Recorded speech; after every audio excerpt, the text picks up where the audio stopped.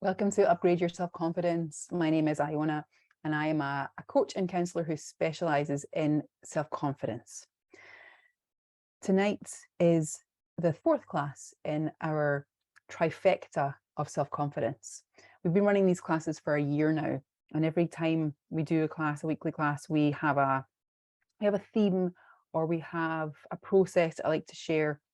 And in the last 3 weeks, this is week 4, we've looked at self-esteem, how we feel about ourselves, self-concept, what we think about ourselves, and self-confidence, which was last week, how we show up in the world, the action that we take, and the energy that we show up in the world. So welcome. Thank you so much for joining us this evening or today. Tonight, we're going to look at how we really feel about ourselves, what we really think of ourselves, what we believe to be true about ourselves in relation to the areas that we want to experience greater confidence. So I want you to have a think right now in life. You're obviously here for a reason, and here at this class for a reason. So I want you to think about where in life you want to experience more confidence, more self-confidence. Pop it in the chat, write it on your paper. What's the first thing that pops into your head in terms of circumstances and experiences in life that you would like to experience more confidence? Would that be in relationships, in your job, with finances, asking for more money, with family members, in work, in your business? Oh, yay. Thank you for sharing, everyone. Relationships, time, moving forward into property developing. Brilliant. I love it. Okay, perfect. So showing up and being visible. I love it. Thank you. Amazing. So I'll give you a quick example while everyone's popping in the chat and writing down. My background is in fashion industry and in creative therapy. And I, for a very long time, was very afraid to put myself out there. I was very afraid to be seen and put myself out there for fear of getting criticized, being rejected, and being told I was wrong, and making mistakes, for fear of doing the wrong thing. And I had used creativity for a very long time to express myself. And I found it difficult to put myself out there, to put my work out there. But when it came to helping others, I found that easier. I could actually help others to put themselves out there. So, and same in the fashion industry. When I worked in the fashion industry, I worked in the fashion industry for 15 years, and I had my own creative therapy business for almost 10 years. And throughout those times, I had loads of opportunities to practice showing up and feeling self-confident. And it was terrifying because I struggled with low confidence my whole entire life. And then I started to experiment. In fact, I started to observe people in my industry, in the fashion industry, who were really confident, who were full of confidence, who could just get up there and go on stage and do all this stuff, or go out onto the runway and put themselves out there. And I was like, and that made me really question what is the difference between them and me. Some of them hadn't come from money. Some of them hadn't had very positive starts in life. What I learned was it was the belief that they had in themselves and what they were doing was everything. So how we feel about ourselves, what we think of ourselves, and how we show up with ourselves is everything. And many confidence coaches and teachers will tell you to feel the fear and do it anyway and just practice showing up. And I personally have tried that. And I feel like, as someone who's worked in therapy for a long time, that I've worked in trauma. And I've seen people feel the fear and do it anyway and re-traumatize themselves, right? Especially when it comes to putting ourselves out there and being seen. If we have an injury, an emotional injury or a wound, and we're forcing ourselves to put ourselves out there, then we're re-triggering ourselves, or re-traumatizing our nervous system. If you think about all the times that you have tried to put yourself out there, say, for example, stand up in front of a meeting or a group of people and describe your work, talk about your work, how that can totally affect the nervous system in a negative way, and that's not good for our bodies, that's not good for our emotions, it's not good for our thoughts. However, because we have a perspective and a belief and a feeling that it's not safe to be up there, that we are not safe, it's not safe to be seen. And then there'll be lots and lots of reasons behind that, and lots of feelings behind that, and perhaps experiences behind that, thoughts behind that. When we dissect and look at our belief system, we can transform these perspectives, these beliefs from, it's not safe for me to put myself out there, because if I do that, I'm going to get hurt, or I'm going to get seen, or someone's going to tell me that I'm wrong, or I'm going to make a mistake. We can look at these perspectives and we can change them, we can flip them, we can reframe them. And that's what we're going to do tonight. Because whatever we believe to be true creates our reality, creates our truth, right? Just like I was observing those people in the fashion industry who two people, right, were having the same experience, right? They were putting their work out into the world. One person had a belief that nobody liked them, that nobody wanted to buy their work, nobody wanted to buy their clothes. And the other person had a belief that their work was had to be seen, right? Their work was so important that it had to be seen. Who do you think is going to be more successful, quote unquote? Who do you think is going to have a better experience? Who's going to make more money? The person who believes that their work is important. The person who is afraid of putting themselves out there is going to not want to put themselves out there, and their subconscious might look for reasons why, because our subconscious mind loves to look for reasons why we are right. Right? Whatever we believe to be true, our subconscious mind freaking loves to find evidence as to why our belief system is right, because we love to be right.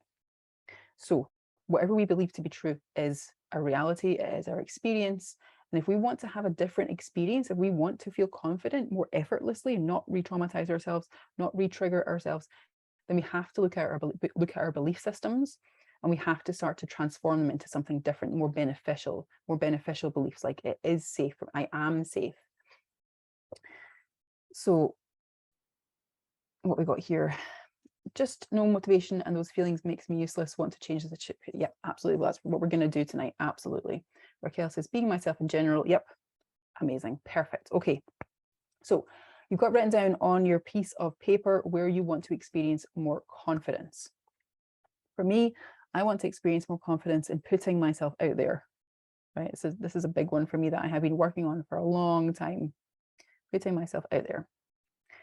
So I'm going to ask you questions, and I'm going to ask you 4 questions. And these questions are questions that I use in my coaching practice regularly with my clients. What we're doing tonight, essentially as a group, is what I do often in my coaching practice with my clients, my one-on-one clients. And I love this. I'm obsessed with this work. Like, it's changed my life so much. I mean, my life was pretty good, I'm not going to lie. And then lockdown happened. Like, I was about to go off on tour, right? I worked in the fashion industry and music industry, entertainment industry, worked for artists, recording artists, as a designer, seamstress, working on their costumes and things. And I was supposed to go on tour, an American tour, before lockdown hit.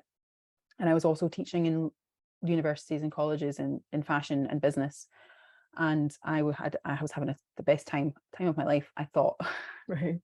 And then the lockdowns happened and everything stopped and I couldn't go on tour. Tour got cancelled and universities closed, and I had all this time to sit with my thoughts. And then that's when, I don't know how you experienced this, but this is what I experienced, like first time ever really having time to go into myself and have thoughts and feelings. And really, it was a great opportunity to observe my thoughts and my feelings. So that's when I found this work. And that's when I really decided, if there's any time to do this work, there's any time for me to work on myself and figure out why I've struggled with low confidence for so long, this is the time.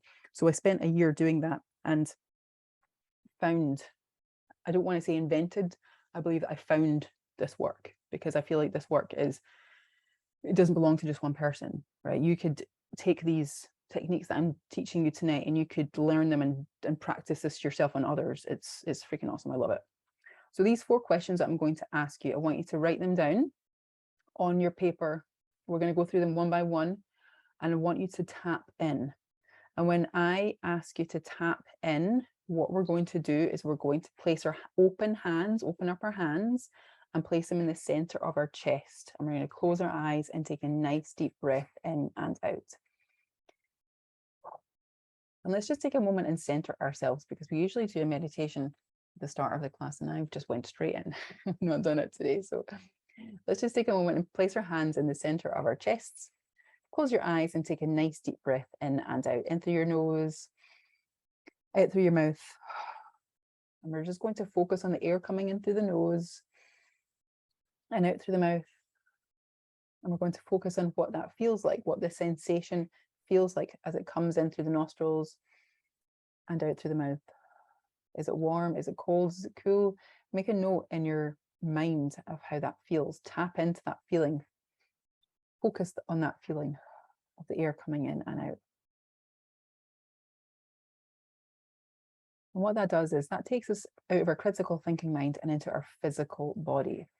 We spend a lot of our times in our minds and not in our physical bodies, because maybe some things have happened with our physical bodies, trauma, accidents, injuries, and it's not safe for us to be in our physical body.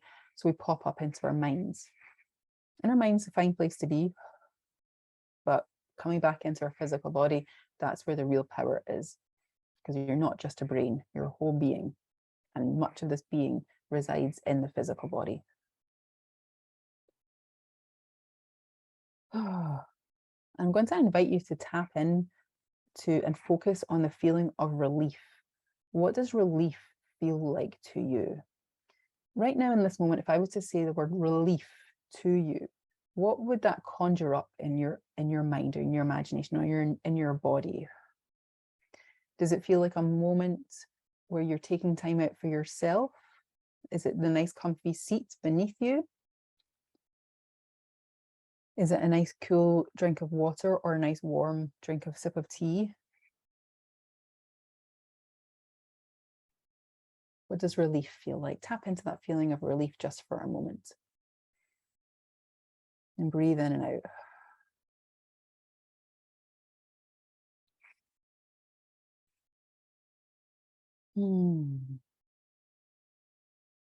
Yes, absolutely, Mary. It's a nice warm hug, being hugged, hugging yourself. Let's say, give yourself a nice hug, wrap your arms around yourself, and let's give ourselves a nice big hug. Okay, so with your eyes open, so pop back into the room with your eyes open and your hands open in the center of your chest. I'm going to ask you, what would I have to believe is true about myself in this circumstance to feel what I'm feeling? And I'm going to write this in the chat, because I'm going to give us a wee moment to tap into this. And the circumstance is where in life you're not experiencing confidence, or where in life you want to experience more confidence. So what would I have to believe, or what must I believe? It's probably a better way of saying it. What must I believe to be true about myself in this circumstance to feel what I'm feeling?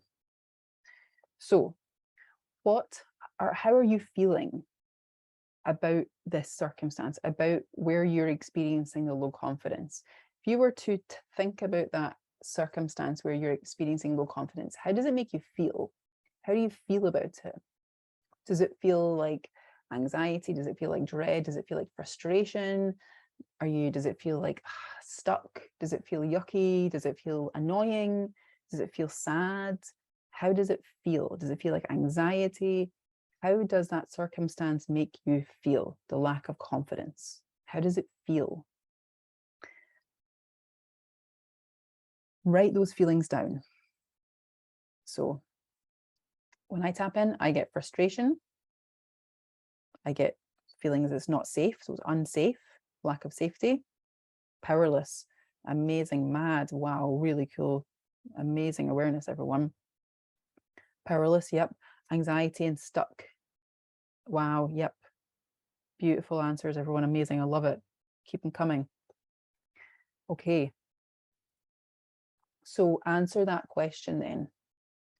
What must I believe to be true about myself to feel this way? What must I believe to be true? Anxiety. Oh, wow, Liz, anxiety, terror. That's wow. Okay, thank you for sharing, everyone. Amazing. So what must I believe to be true to feel this way? What must I believe to be true about myself to feel this way? Take a moment and tap in. And this can be, I would highly recommend you go with the first thing that pops into your head. Go with the first thing, because your subconscious mind, when you ask the right questions, it pushes stuff right to the forward. Raquel, that I'm not capable of making and maintaining those healthy connections. Powerful. Wow.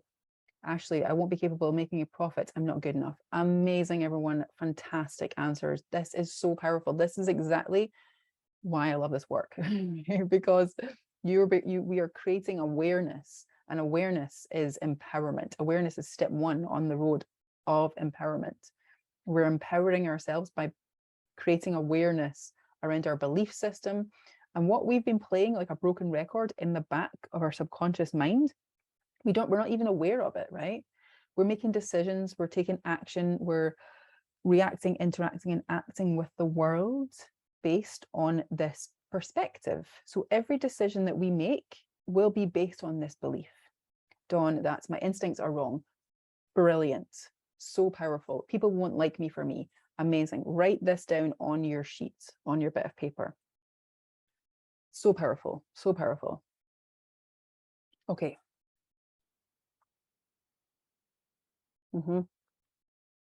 Yep, not good enough. Not good enoughness is so powerful. It's so powerful, not good enoughness. It holds us back so much, right? And not good enoughness is something that we're going to, we'll talk on in a little while, because we're going to reframe this. We're going to do a 180 or 360, a 180, 360, whatever. We're going to flip this completely. We're going to transform it. And it's so exciting. I love it. Freaking love it. So, another question. What would I have to believe?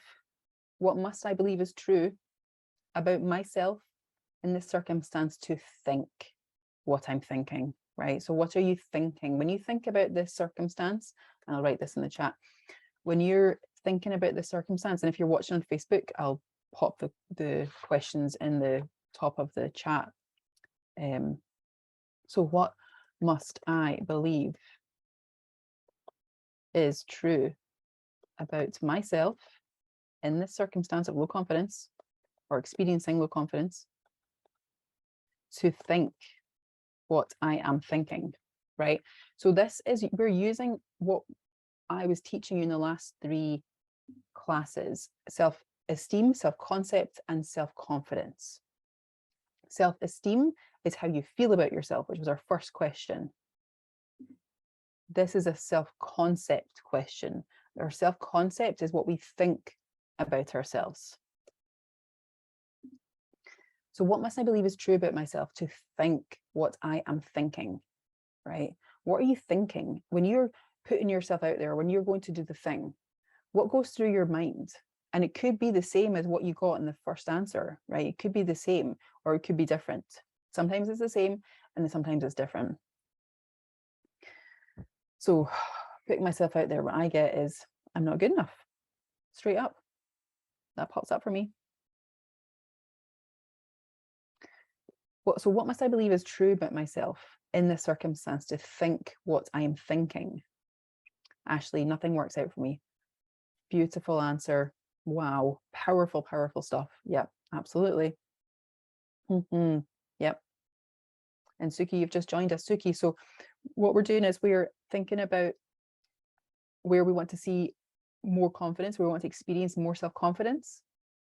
And then we're asking ourselves some questions, right? So think about where you want to experience more confidence, and then ask yourself the question, what must I believe is true about myself in this circumstance to think what I'm thinking, right? What are you thinking about when you go to do the thing? What pops up in your mind? What's the first thing that comes into your head? when you go and do the thing, right? Or when you go step up to do the thing, or when you think about wanting to do the thing. Raquel says that I'm incompetent. Wowzers, that is so powerful, so powerful. And this is fascinating because this is all stuff that's running in the background, right? Every action, reaction, interaction, decision that you take is coming from this perspective, right? So of course we're not going to want to put ourselves out there when we think that we're incompetent, or that we think that we believe that nothing works out for us, or that we're not good enough, or that people won't like us, our instincts are wrong, or we won't be capable of making any money, or we won't be capable of making any healthy connections and keeping the connections, right? Being true to myself. So yeah, we're not being true to ourselves, right? We're telling ourselves this stuff, which actually isn't, it's our truth, right? But it doesn't have to be. We can decide a different truth. The people aren't going to like me because I'm not enough. I have so much healing left to do. Yes, love this statement, Raquel, right? I'm not enough, right? And I have so much left to do. I have so much healing still to do, right? Oh, so powerful, so powerful. I have experienced with myself and my clients in the past feeling not enough, but also too much, right? Especially if you are on the spectrum, or if you have ADHD, then you may feel sometimes that you're too much. Like I'm a high energy person, and sometimes I worry that I'm too much for people. My energy is too much, but also at the same time, I have experienced in the past that I am not enough. Right? So it's like being on this fine razor's edge of like being too much, not enough. And also that I'm broken, right? I'm broken, and I've still got so much work to do to get to where I want to be. BS, bull crap, right? You are perfect just the way you are, but we're not going to reframe just yet. We're going to get all this stuff out, and then we're going to reframe. Okay, awesome. So we're writing all this down. So write down whatever comes up. What must I believe is true about myself in this circumstance to think what I am thinking? Self-concept. What do you think about yourself? That balance feels important but challenging to achieve. And sometimes when we believe we have a block, that is the block, right? What are we telling ourselves? What are we telling ourselves that is challenging? This is too hard. This is too difficult. And then what do you think we're going to experience? We're going to experience that it's challenging, that it's difficult, right? Whatever we put our focus on is what we get. Whatever we decide to be true is our truth. Whatever we believe to be true becomes our experience. So if you believe that it's challenging, then that's what you're going to experience. You're going to experience a challenge. But if you decide that everything's working out for you and that it can be easy, then that's what you will experience. Okay, question number 3. And I'll write this in the chat as well. What must I believe is true about myself? What must I believe is true about myself in this circumstance to experience what I am experiencing? Right? What are you experiencing currently that's keeping your self-confidence low? Or when you go and do the thing, what are you experiencing? So what must I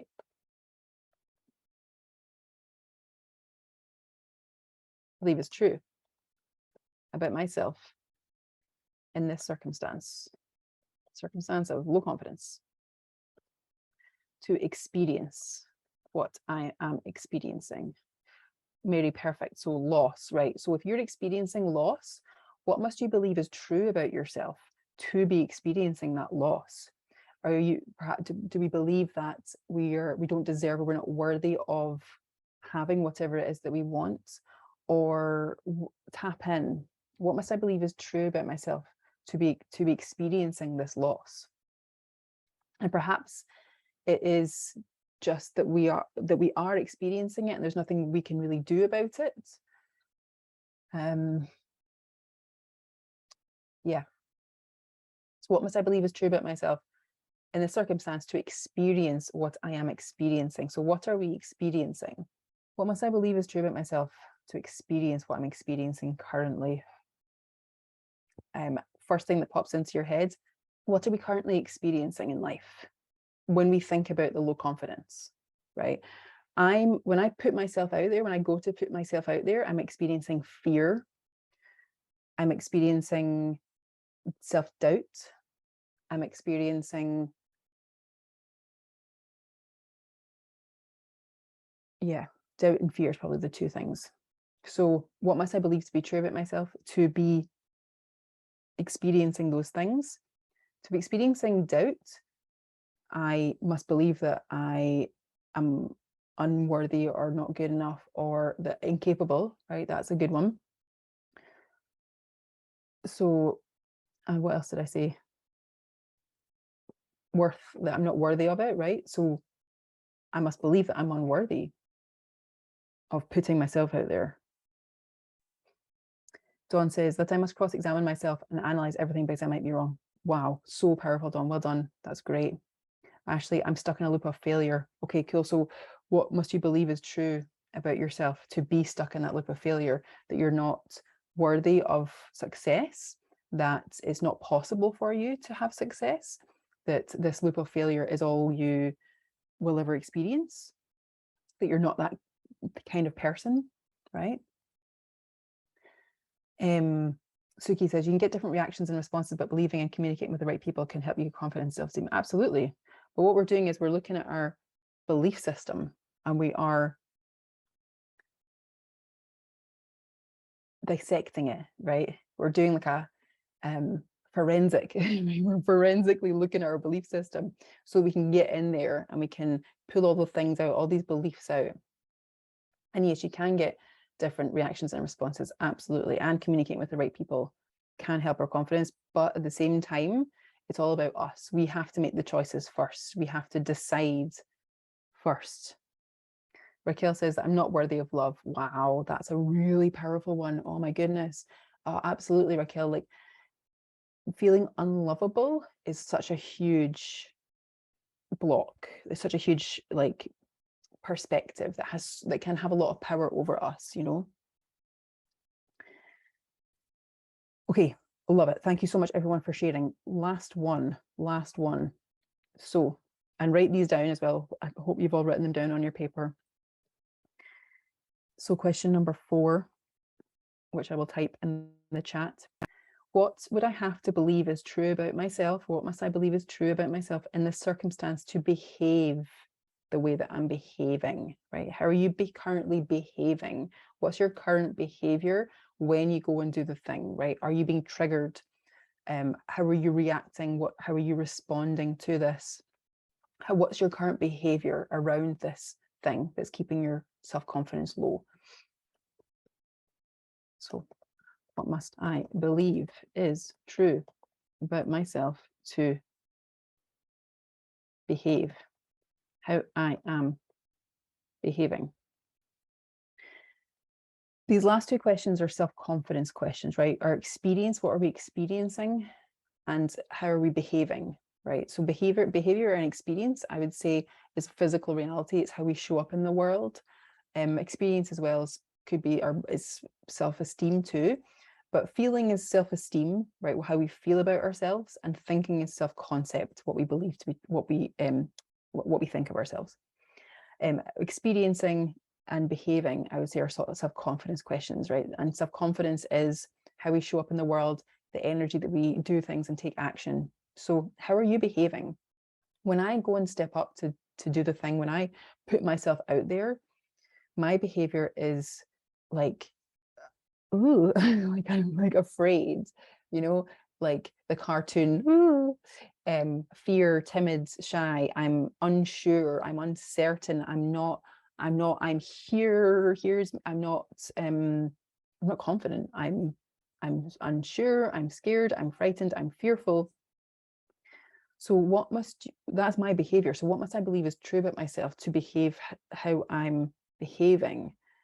Well, I must believe, in order for me to behave like that, I must believe that nobody wants to see my work. Nobody wants to know me. I'm not good enough. I'm not worthy of it. That it's not safe for me to put myself out there, right? It's not safe. Raquel says, I'm trying, pops up. Okay, cool. So you're in the energy of trying. And remember what Master Yoda says, do or do not, there is no try. So trying is very much like it's not, I can't get there. energy, right? I'll never get there. I can't get there. I'm trying, right? I need to try harder. It's like a future fail, right? We're future failing ourselves because we're like, I'm just not good enough. I can't do this. I'm trying, right?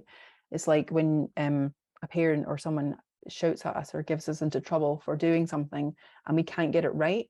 And in frustration, we're like, but I'm trying my best. I'm trying, almost to be like, give me a break, right? Like, help me out here. Give me a break.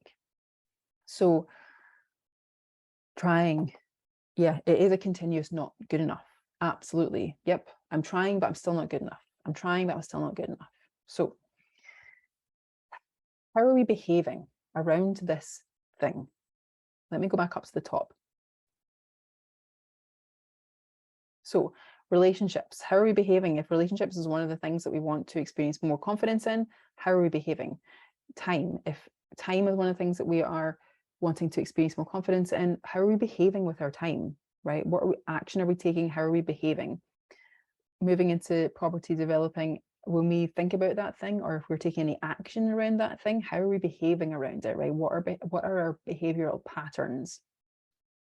Showing up and being visible. When we show up and put ourselves out there and want to be visible or attempt to be visible, how are we behaving? What are we doing? When we want to motivate ourselves, how are we behaving? When we want to be ourselves, when we want to be our true selves, how are we behaving?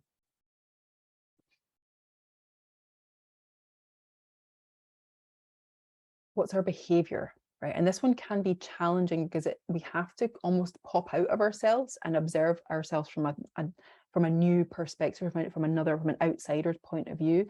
So if you were to like pop out and observe yourself, look at yourself when you're about to do the thing, or when you're trying to do the thing, or even when you're thinking about doing the thing, how are you behaving? What is it that you are doing? So what must you believe is true about yourself to behave that way? Liz says, I fake it, but it takes a lot of energy and it doesn't feel authentic or relaxed. Absolutely. That's so powerful, Liz. So what must you believe is true about yourself to need to fake it, right? That you're not good enough, that what must you believe to be true about yourself? I'm not sure what will come up for you, but what do you get when you tap in to the why? Why am I doing this? Why am I behaving this way? What is it I believe is true about myself to behave this way? Not good enough. Yep, totally. Ashley says procrastinating and being cautious, maybe too cautious. I'm frightened to make mistakes and lose money. Absolutely, absolutely. Okay, so what must I believe is true about myself to be behaving in this way, to procrastinate, right? Why am I procrastinating? What must I believe is true about myself to procrastinate and be cautious? What must I believe is true? And it might be coming back to the ones that we've already said. And this is why I like to ask these 4 questions individually, because sometimes we get the same answer that comes up, and sometimes we get different answers. It's really interesting. Raquel says, reserved, silencing myself. Perfect. So what must you believe is true about yourself to behave reserved? What must you believe is true about yourself to silence yourself? Do you believe that your voice isn't important, that what you have to say isn't important, that you're not important? Yep. Dawn says, I believe that other people are more experienced, knowledgeable than me, and because of this, I allow myself to be disrespected. Wow, powerful stuff. Okay, so amazing, everyone. Write all this down. So good, so good. Ashley, I'm going to make an error of judgment. Okay, perfect. So you don't trust yourself. Okay, would that be true? Does that feel true? Yep, totally. Yeah. Yep. Amazing, everyone. I love it. This is so fun, right? And it is like we're pulling stuff out, right? So it can feel very like, ooh, because especially if you've never done this before, right? Some of us who've been coming to these classes for a while now have been doing this. We've done this a few times, not this specific exercise, but we have looked at our belief system and pulled stuff out. So he says, I listen to music, pamper myself, work hard at what I am good at. Okay, so perfect. That's great. So we're looking at where we feel like we need to have more confidence, and almost like what's not working, right? Because if we want to have a different experience, then we have to look at what's not working out in order to figure out, or in order to decide. I don't like using the term figure out. We have to decide what we want to work out for us. Raquel says, it's exactly that. Believing my voice isn't important. It popped up in my artwork recently and I hadn't noticed it until afterwards. So powerful. So powerful. Yeah, amazing. Okay, awesome. So we're going to completely shift these perspectives now. We're going to shift these perspectives. Okay, amazing. So I was painting myself without a mouth and I wasn't, wow, that's so powerful, right? And it's like, yeah, I love that, Raquel. It's so powerful. Like and so Raquel said, if anyone's watching on Facebook, Raquel said, I was painting myself without a mouth and it wasn't intention. I just had an excuse or accidentally covered it when I got to the mouth. It is amazing. So, and you're saying that you don't feel like what you have to say is important. That is the perfect manifestation or representation of your subconscious mind, right? And your subconscious mind is always running these programs in the background, and this is a perfect reflection and evidence that how powerful our subconscious mind actually is, because whatever we believe to be true about ourselves, we will act out, we will make decisions, we will act, interact, and react with our reality, with our lives, based on these decisions, based on these belief systems, based on these perspectives. This is also a theme in the novel I'm writing, not being heard or validated. I love it. I can't wait to read your book, Ashley. Okay, perfect. So all we need is one piece of evidence to invalidate these beliefs, right? All we need is one piece of evidence, right? So whatever beliefs we have got written down, all we need is some evidence to disprove that this is not our truth. And last week, if you were here, I shared an exercise that I like to do. I like to write down what I've got going on, right? So write down how I feel about this experience, what we've just done. And then I like to ask myself the question that or decide that I'm ready to see things differently. I'm ready to see a new perspective. I'm ready to have a new perspective, because do you think that we are going to experience confidence whilst carrying around these perspectives, right? Some people might say, maybe if you just keep trying and just keep practicing, just keep pushing, just keep hustling, just keep going. But I don't know about you, but I'm impatient. I want things done now. I want things now. So the quickest, most efficient, and most effective way that we can have a different experience is to decide something new, is to decide something different, right? And we're not making these current beliefs wrong, right? There's nothing wrong with what we believe to be true currently. Many of them have been projected onto us by other people.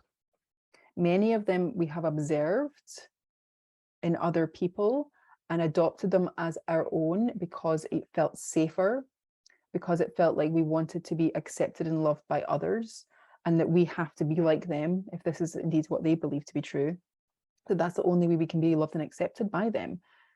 Or perhaps we've experienced negative circumstances and it's affected us in a way that we now believe that that's our truth, that that we're not good enough and that good things can't happen to us. So look at your things, your list of what you got.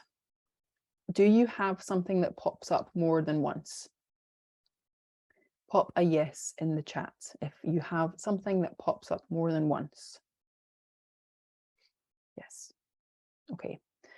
Do you have 4 different things or lots of different things? Pop a yes in the chat if that's your truth, if that's what you got. Okay, awesome. So if you have something that is recurring, consistently recurring, then that is the thing that we will work on.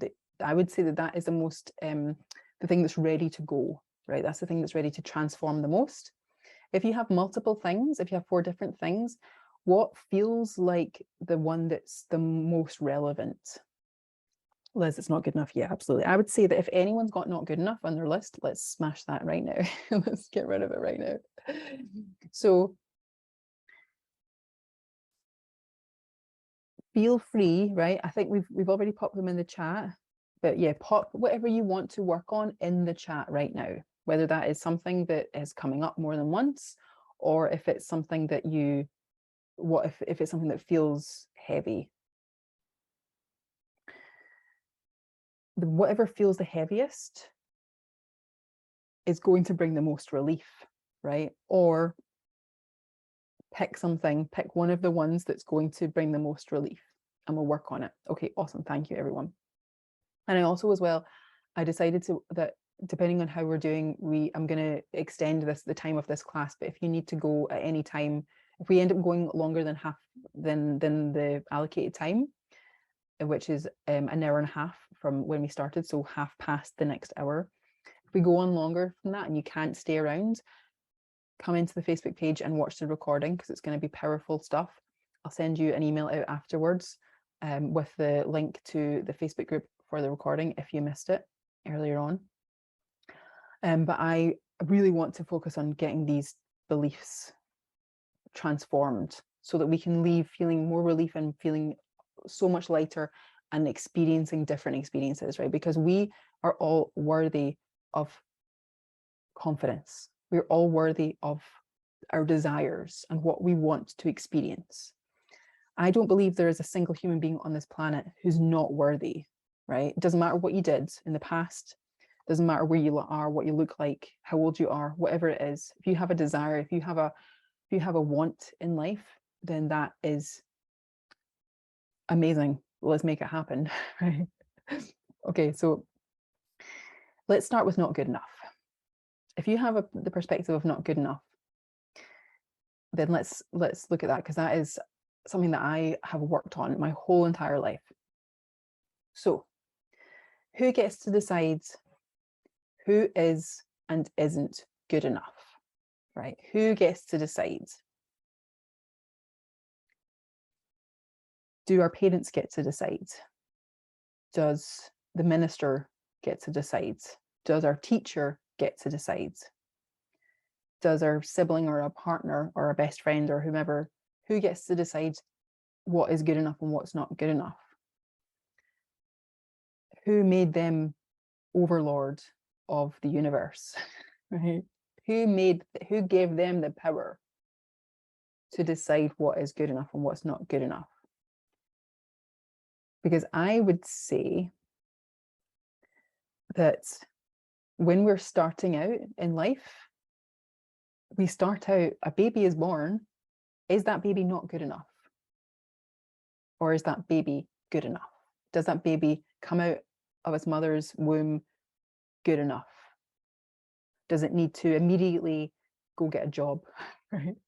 Or does it immediately need to go buy that car, right? As soon as no, it doesn't. It comes out stark naked with like love and joy, fresh from source, right? That baby is good enough. As we grow up, we have to perform and conform to the status quo, right? We also get projected onto by other people who don't believe they are good enough. So how can other people who are not good enough, who feel like they're not good enough, how can they convince others, or how can they show other people what good enough is when they themselves don't feel good enough? I'll bet you, right, that you or us, we as a group, were made to feel not good enough by one or multiple people growing up. We're made to feel not good enough by family members, teachers, people in our community, partners, friends, whatever. We've been made to, that's been projected onto us. But who gets to decide that we're good enough? Who gave them the power to decide that we're good enough? If I fail at maths and my teacher says I'm not good enough at maths, cool, yep, I could be better at maths. But do you know what? Like, I failed maths in school. I was not good at maths in school. But then when I went to university and studied fashion design and business studies, I loved maths and I got really good at it. So I was good enough. So who gets to decide who is good enough and who's not good enough? We get to decide, and we are. We were born good enough. If we make mistakes in our lives, that doesn't mean we're not good enough. If we are just learning something, that doesn't mean we're not good enough. It means we're just learning. It means we're just starting out. We can get better. We can practice and get better, but it doesn't mean we're not good enough. It means we're learning. It means we're human beings, right? We're not robots yet, unless what's his face has his way, Elon Musk. So not good enoughness, who gets to decide that we're good enough? Who gets to decide that we're good enough? We get to decide. You get to decide that you are good enough. What is good enough?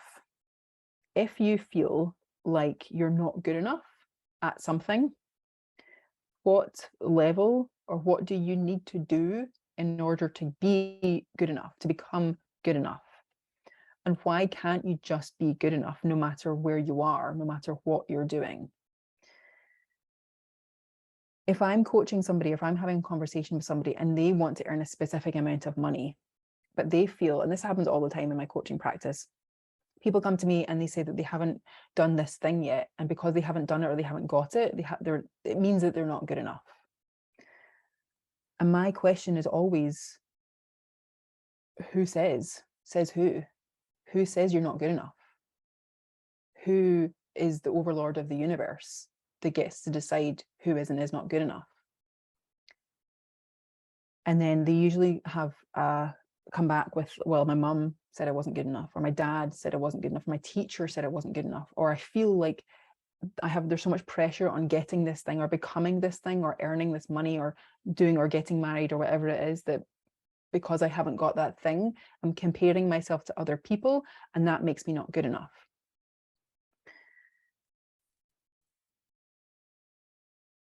And then I say to them, well, I'm not a millionaire yet. I haven't got married yet. So does that mean that I'm not good enough? And it's funny because they'll usually be like, no, that means you're good enough. And I'm like, well, what's the difference? What's the difference between me and you? Perspective. That's the only difference between us, between every human being on the planet, is perspective. We have picked up perspectives from other people who believe that they're not good enough. We've picked up perspectives from teachers who have, what are they called? Like quotas or whatever to fill, to pass their students. That if the student doesn't get an A or a B or a C or whatever, doesn't pass, then that student's not good enough. That's a pressure put onto the teacher. Doesn't mean that you're not good enough, but we take it so personally as children that we're not good enough because so-and-so said I'm not good enough, or I can't fulfill this thing, or I can't do this thing. It means that I'm not good enough. To that, I say, bull, S-H-I-T. It's bull. The only person that gets to decide if you're good enough is you. Can you be good enough? Are you good enough right now, in this moment, just as you are? What if? What would be the worst thing that could happen, right? Type in the chat, give me some answers to this one. What would be the worst thing that could happen if you were good enough right now, in this moment? If you were good enough right now, in this moment, what's the worst thing that could happen?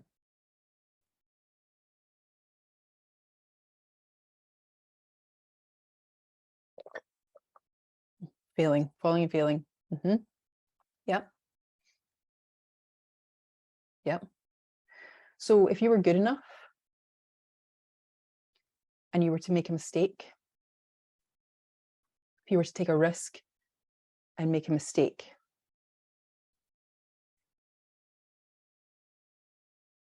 Are you going to live? I can make a terrible mistake. Yep, absolutely. Are you going to be okay?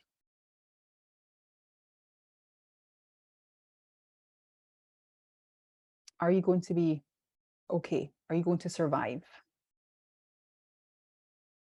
If you were to make a mistake or fail or something or lose money, right? All of the millionaires and billionaires in the world, many of them talk about how they lost a lot of money before they made their big amount or whatever it was. And they always say that that mistake was the biggest learning opportunity for them. So are you going to be alive? Are you going to live? Alison says low mood. And in this low mood, Alison, are you going to be okay? Like, yeah, it's going to suck and you're going to feel crappy, but are you going to be okay? Raquel says, I'm scared of how I'd cope. I'd feel shame. Yep. So remember that shame is the belief that I'm bad, wrong, flawed. But if you're good enough and you show up and you do the thing with that feeling, I am good enough, with that perspective, with the practicing of the perspective that I am good enough, then, and something happens to shake that belief, right? Because for many of us, this takes practice, consistent practice to, like, every time we have a little wobble, it's an opportunity for us to get back on track to the feeling good enough, right? Wobble, back on track, wobble, back on track. We're coming back, we're recalibrating back to that feeling all the time. So if we're good enough, or we're practicing, I'm good enough, I feel I am good enough because I am. I'm good enough just because I am, because I'm alive and I'm a human being and I'm here. And something bad was to happen. And we had a wobble of shame for a moment. But remembering that I'm good enough, and actually I'm good at my core, because feeling of shame is I'm bad, I'm flawed, I'm wrong. You're not bad, you're a good person, you're a good human being. If you haven't made a mistake and you were wrong, then there are things you can do to, make it better. And you're not flawed. We all have things that we want to work on, but we're not broken and we're not flawed. We're in process. We're currently processing, right? Which is a darn sight more than a large percentage of the population of the world who are acting out their trauma and who are suffering self-inflicted, self-sabotaging, treating others badly instead of doing the work on themselves, right? Are we going to be okay? Are we going to live? Yes, we might feel hurt. We might have a wobble.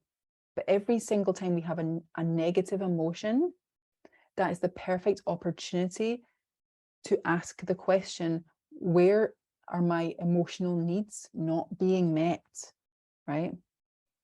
Feeling low mood, feeling scared, feeling fear, feeling shame, feeling like we could make a terrible mistake. Our emotional needs are not being met. And this feels like I want to do a little inner child exercise with us. Right now in this moment, I want you to close your eyes. And if you want to place your hand in the center of your chest, you can. Take a nice deep breath in and out. And I want you to think, if you can, off the top of your head, when the first time you experienced not good enough, feeling not good enough was. In childhood, primary school, nursery school, kindergarten, wherever it was, high school. What's the first thing that pops into your head when I ask you to think of a time when the first time you experienced not feeling not good enough? Imagine that child who's just felt like they're not good enough.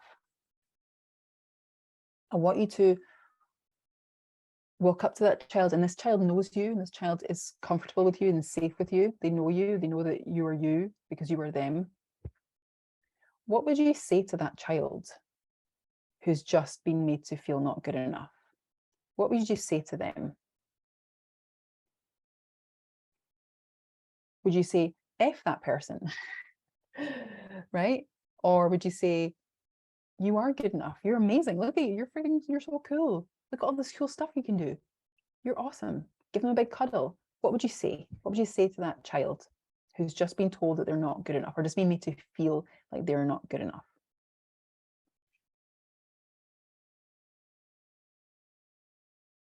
Pop it in the chat if you want as well. What would you say to that child who's just been made to feel like they're not good enough? Who gets to decide? Who gets to decide that that child is good enough? What power do other people have to decide that a child is not good enough? A child is a child. A child is learning always, right? A child doesn't come into the world knowing how to do maths or knowing how to do XYZ, right? A child comes in to the world ready to learn. And yes, they may take some time. Ashley says, F that person. Absolutely. Absolutely F that person.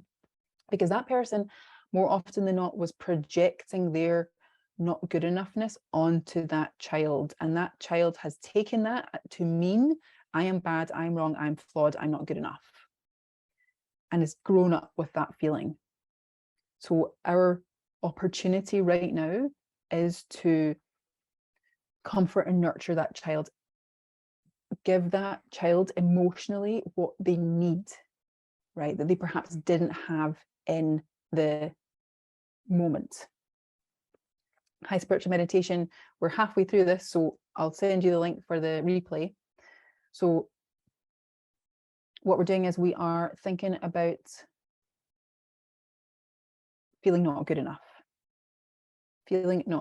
and we're transforming our perspective on not good enough.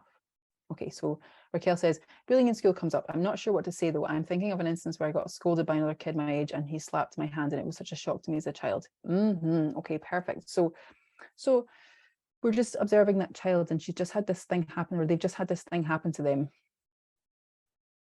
And that must feel like scary for that child or confusing, right? So it was a shock. So maybe we don't want to say anything to that child because we don't know what to say.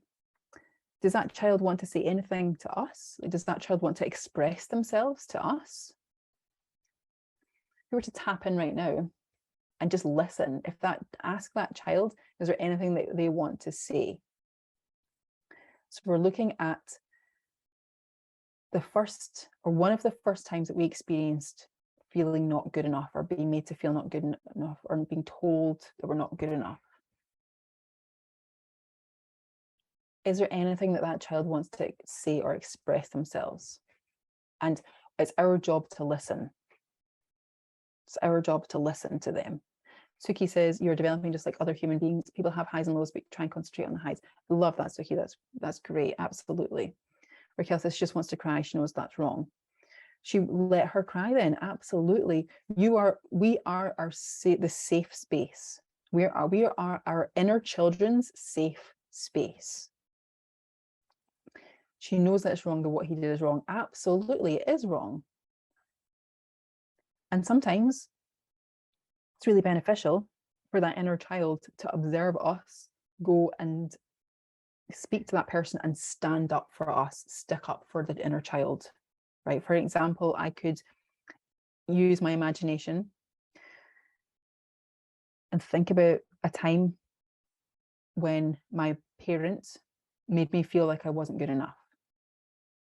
So I observe that child, and that child feels like small. She feels like she needs to hide herself, right? She feels scared. She feels afraid.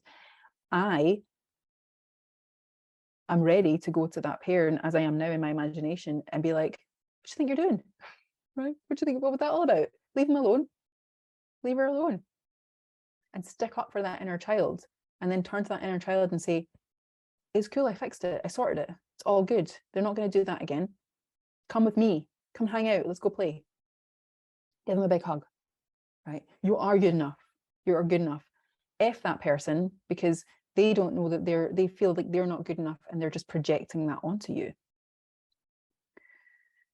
Absolutely, of course. Hearts all around for sure. So how does not feeling good enough feel right now? Right? If it's still relevant to you, then I highly recommend practicing what feeling good enough really feels like. What does feeling good enough really feel like? What is it like? What would you do? What would you say? How would you be if hypothetically you were good enough? If you don't feel good enough right now, what would it be like if you were good enough?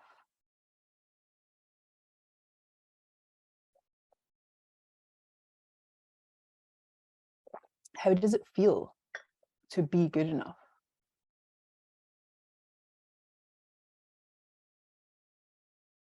Secure. Absolutely. Yep. How do other people who feel not good enough show us what feeling good enough feels like? If we've never had a reference point for what feeling good enough feels like, then how the F do we feel what it feels like? How do we know what it feels like? We have to find out. We have to do the work and find out what feeling good enough really feels like. This is the work. We decide. You decide. You have two options. Feel not good enough, feel good enough. One pathway is really strong and one neural pathway is weak. It's not strong at all. There is the easy way of going back to feeling not good enough, but we're just going to keep experiencing the same experiences over and over again of feeling not good enough, and it's going to suck. We're not going to get to where we want to be, and we're not going to do the things we want to do because we feel like we're not good enough. We could practice feeling good enough, and we're going to pop back to that not good enoughness because that's our neural pathway that's been the path in the snow, right? That's been walked on many, many times, and we have to create a new path. We have to create a new path in the snow. It's possible. We don't know what's down that path. We don't know if there's any potholes or any like things to trip over on that path. There probably will be, but that's the path. We want to go down that path of good enoughness, because when we decide that we are good enough, we become the reference point for other people to know what feeling good enough feels like. We have just transformed generations of trauma, right? Your parents perhaps didn't feel like they were good enough. Their parents didn't feel like they were good enough. Oh, so on and so on and so on and so on and so on and so on. Now you get to decide. Do you know what? This ends with me. I am good enough. I decide that I'm good enough, and I become the reference point for what good enough is, because I believe that every human being is good enough. We get to decide. It's not up to anyone else to decide that we're good enough. It's not up to teachers. It's not up to priests or ministers or whomever. It's not up to the media. It's not up to anyone else to decide. It's not up to our parents. It's not up to our friends. It's not up to our partners to decide that we're good enough. We have to decide that we are good enough.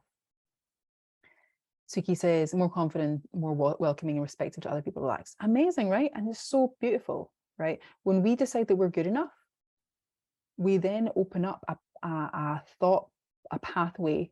If I'm good enough, maybe other people can be good enough too, right? Some of them perhaps, we have some work to do around that, right? Is this person good enough, right? Is this behavior good enough?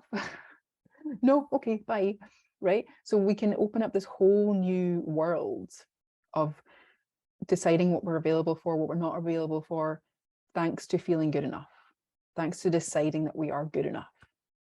So the worst thing that can happen to us if we decide to be good enough, we know. We also know the best thing that could happen when we feel good enough. That is feeling secure, right? Feeling confident, feeling relaxed, feeling more welcoming.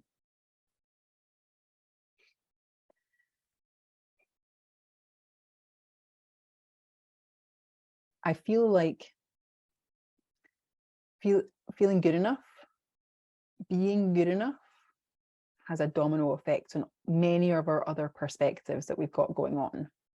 Because for many of us, it's like it can be a core wound that we picked up very early on in childhood, especially if we had parents who were conditional, right? And by that, I mean, or family members or teachers or anyone who was conditional towards us. You are only good enough if you do X, Y, and Z. You're only good enough if you if you are this, if you become this, if you do this, right? That is conditional. So we've been trained that we are only worthy of love. We're only worthy of money. We can only get these things if we do these other things. And if we don't, then we're not good enough. Who gets to decide? Have we been conditioned that way? Have we been conditioned in a conditional way that we're only good enough if we do these things?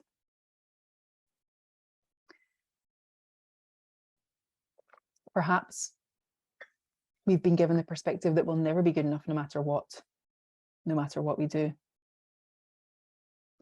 If I told you that a parent of mine from a very young age made me believe that nothing I would ever do would be good enough, what would you say to me out of interest about that perspective, about that experience, right? Many people, I've had lots of therapy and coaching and things on this, right? And when it used to come up a lot in the past, right? Nothing I ever do is ever good enough. Nothing I ever do will ever be good enough. And I came to the conclusion that that had nothing to do with me. That had nothing to do with me at all. It had everything to do with that person, with that parent who they themselves could not feel good enough and were projecting that onto me. Actually, they're in the wrong. Parents should be building. Yeah, absolutely. And I don't want to shame that parent because we are our conditioning, right? We are carrying around this stuff, this baggage around with us. And I have since that time come to terms with that parent and with that person, with that human being, and have stopped punishing and blaming and whatnot. And I've learned that what I believe to be true is so important, that what I believe to be true not only affects me, but it affects other people too. Which is why this work is so powerful. We have to build ourselves up, right? You are your number one. You are your number one. Even if you're a parent, you're still your number one because you're teaching your children they're not number one, right? If you're not number one because people don't do what you say, they do what you do. If you're not number one, then they see that, observe that as, okay, then I'm not number one. So I have to put others before me. Then if they see you feeling not good enough, okay, that means that I'm not good enough, right? So what we believe to be true is so, so powerful.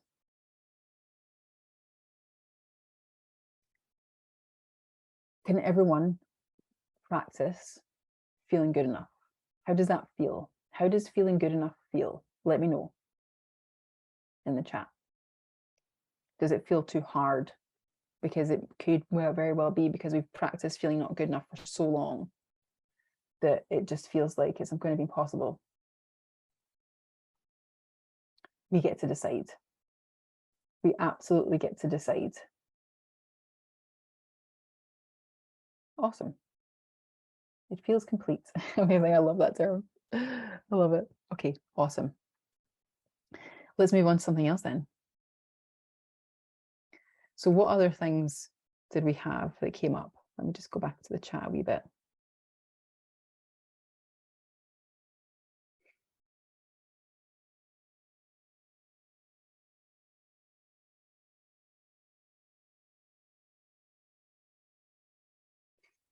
So we've done not good enough. So making mistakes. So I'm going to make mistakes. Yay. Awesome. How do I feel good with myself when I don't, without relying on people to love me? I don't know how to be okay with just myself. Okay, perfect. So do you believe that you're lovable? Were you born lovable? Perfect. Okay, powerful stuff. So this is for anyone who's wanting to work on, I guess, relationships as well. Like, what do you have to do in order to be lovable? What do you believe you have to do in order to be lovable? What does lovable look like? Because what we believe to be true about ourselves is what we experience. Is a little baby born lovable? And if they make mistakes growing up, does that make them unlovable? Or perhaps we've been conditioned, right? Again, right? Love is conditional. You're only lovable if you do this. You're only lovable if you look like that. You're only lovable if you are this, or have that much money, or behave in this way, right? You're only lovable if you please me, or if you serve me, right, in some way. Then you're lovable. Who gets to decide that you're lovable? Who gets to decide that we're lovable? I feel like when I'm myself, I just annoy everyone. So, do you annoy yourself? How do you feel about yourself? We are lovable just because we are, right? You are lovable because you are alive. And if someone has made you feel not lovable, unlovable, then that says nothing about you and says everything about them.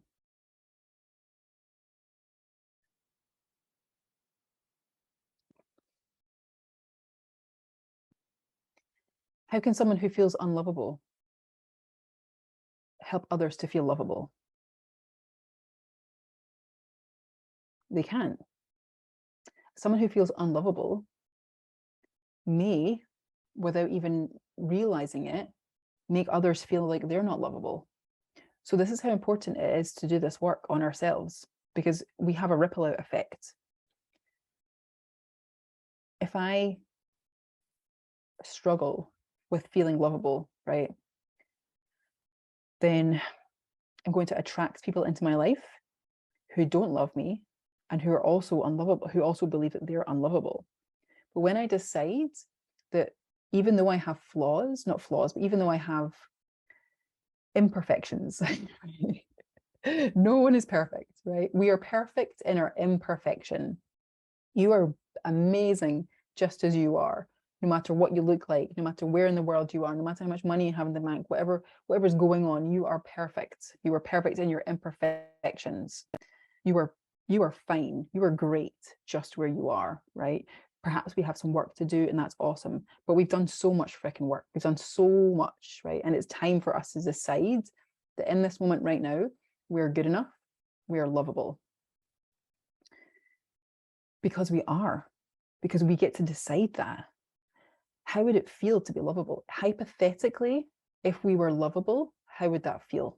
Pop in the chat, right in the chat, anyone who wants to answer that question. Hypothetically, how does it feel to be lovable? Personally, I feel warm. I feel warm. I feel excited. I feel butterflies. I feel like adored. I feel like cozy, right? Whole. I love it. That's beautiful. Yeah, absolutely. Accepted. Amazing. So for us to feel unlovable, then we must believe that there's some part of us missing, that there's something fundamentally wrong with us, or that we're bad. But who says that we are? People who also believe that they are say that about us, that we're not there yet, we're not whole, we're not perfect, we're not this, we're not that. That has nothing to do with where we are, and has everything to do with where they are. That is a reflection of what they believe to be true about themselves, right? What you believe to be true about yourself could be what you also believe to be true about other people, which is really, really fascinating when you break it down psychologically. It feels safe. If it makes you feel happy and nurtured and cared for, yes, accepted. Love it, love it, love it, love it. So it's that we attract people with similar beliefs. I found it interesting a few years ago that most of my friends at the time experienced anxiety. Yeah, absolutely. Well, yeah, if you think about what you believe to be true about yourself, then your nervous system, your subconscious mind will not put you with anyone who is outside of that, right? Because somebody who is not experiencing what you're experiencing, it's like for like, basically, you know. Like it may feel unsafe to be with somebody who is experiencing the best time in their life when you don't, because it may trigger you. It would challenge your belief, exactly. And our subconscious mind loves to keep us right, loves to keep us feeling right. We need to feel right. So our subconscious mind is constantly, consistently building evidence as to why what we believe to be true is, in fact, the truth. So as soon as we change our perspective and change our beliefs and practice that belief and come back and recalibrate to that perspective and to that belief, becoming aware of our beliefs is so powerful, because when we're triggered or when we observe our thoughts and observe our beliefs, we're like, oh, there's that perspective of feeling not good enough. There's that perspective of feeling unlovable.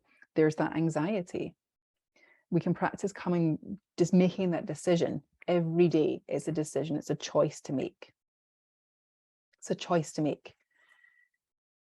But if we're making the choice of what we've been making for decades, then that's what we're going to experience, and we're going to attract like for like.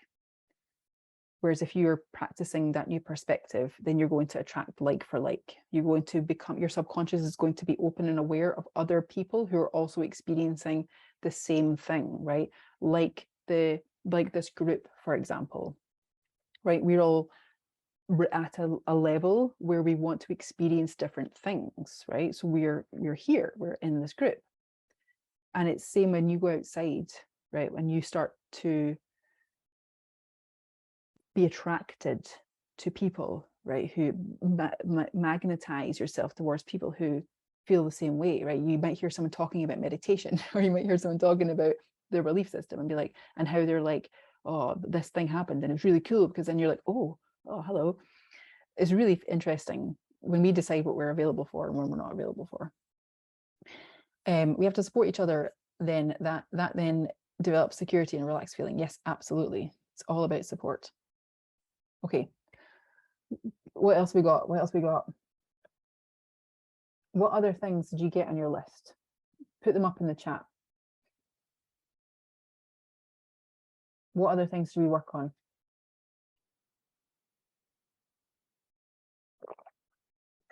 We've got some time. Keep them coming.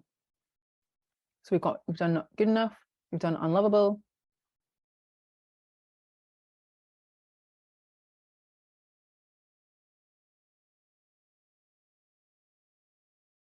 So spiritual meditation, what we did at the start was we answered some questions, which I feel like would be really beneficial for you to watch the replay and go back and answer these questions. So it has to do with loneliness. So what must you believe to be true about yourself to experience loneliness? What must you believe to be true about yourself to experience the loneliness? Tap in to that question. What must I believe to be true about myself to experience this loneliness, or to feel the loneliness? What belief are you carrying about yourself? And then we'll tap into that question. We'll tap into that. Raquel says, belief that your voice isn't important. Okay, perfect. So is that just your voice that's not important, or is that you're not important? Because I feel like I'm answering these in the same way, and I don't need to. I don't mean to answer them in the exact same way. But what who gets to decide that your voice is or is not important? I think it's possibly me. Okay, so who gets to decide that you're important? If you're speaking up, yeah, absolutely. Okay, perfect. So what's the worst thing that could happen if you were to speak up? Would you get shut down? Would you get rejected? Would you get called out? Would you get abandoned? Would you fail and look bad and be humiliated? Yep. Arguments, they would leave. Yep, absolutely. Okay. Would you be alive? Shut down, humiliated. Yep. Would you survive? Giving silent treatment. Yep. Would you survive that? With what you know now, with the tools that you have now,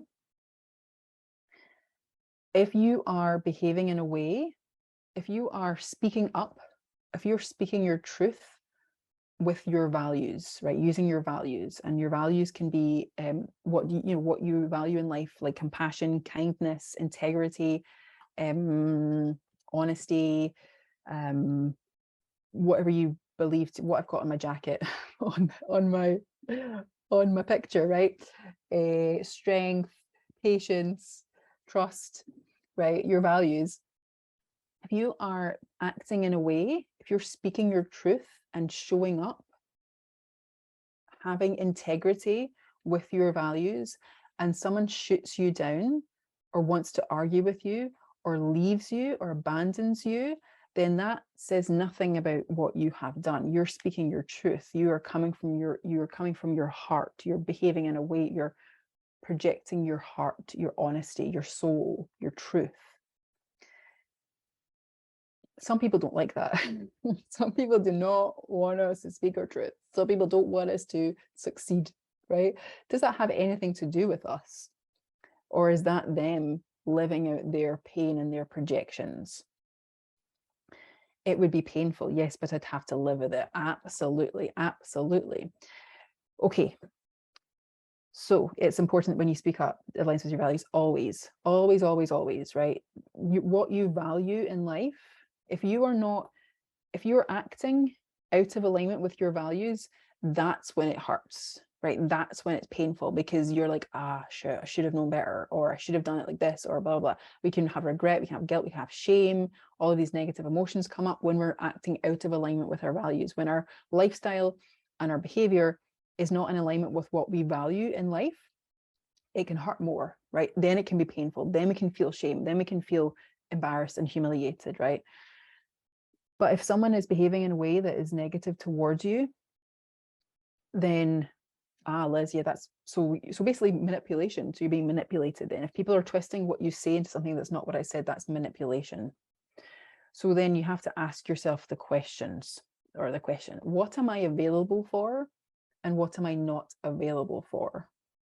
So are we available for being manipulated? Are we available for being gaslit? Right? Because that's gaslighting, right? Being told, oh, maybe, you said this, you said it like that. That's crazy making, literally, right? Are we available for silent treatment?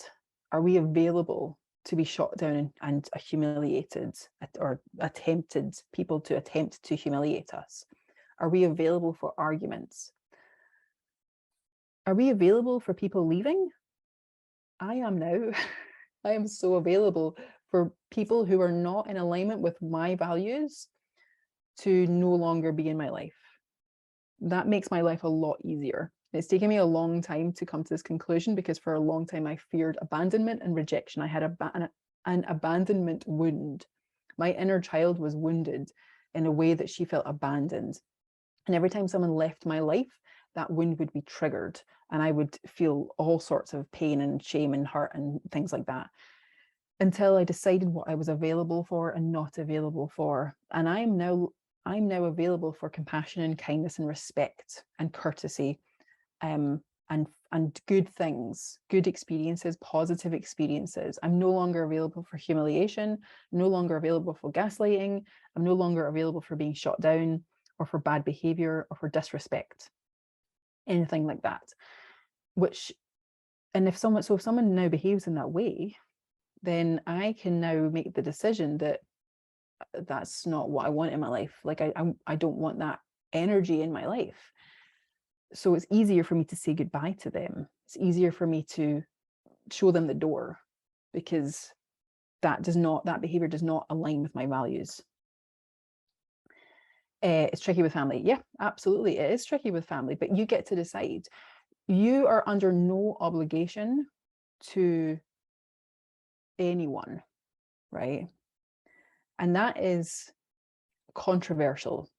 That's a controversial statement, because we have been led to believe that we are obligated to our family, right? That we owe them something. The only person that you owe anything to is yourself. You owe time and respect and compassion to your inner child and yourself. And everyone else, is a bonus, right? Everyone else is, I'm trying to think of the word,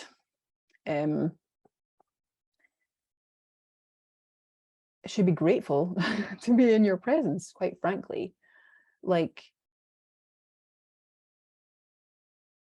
yes, okay, we have work to, we're working on ourselves, we're in progress, right? We're working on ourselves and we're coming in alignment with our values and our beliefs and things.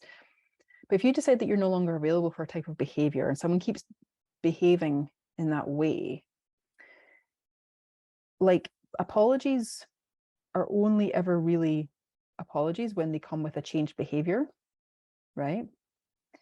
If someone is behaving in a way that you're no longer available for, you have to weigh up what's going to bring you relief, because relief is the most important, I feel, one of the most important human emotions, like especially when we're in fight or flight, freeze, fawn, flop, when we're in, our nervous system is in a state of unalignment and fear, when we don't feel safe, when you're emotionally unsafe, physically unsafe, mentally unsafe, when you don't feel safe. Relief is bringing yourself relief, putting yourself in a state of relief is the best thing that you can do.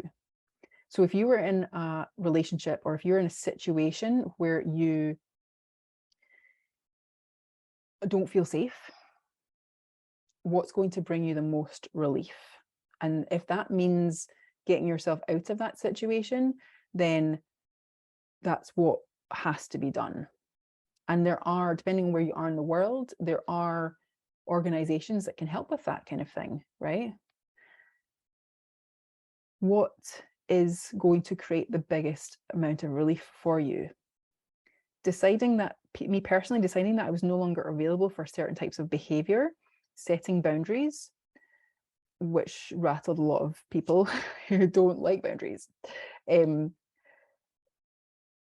then observing them behave even more in a way that I was not available for was the best evidence I could have needed.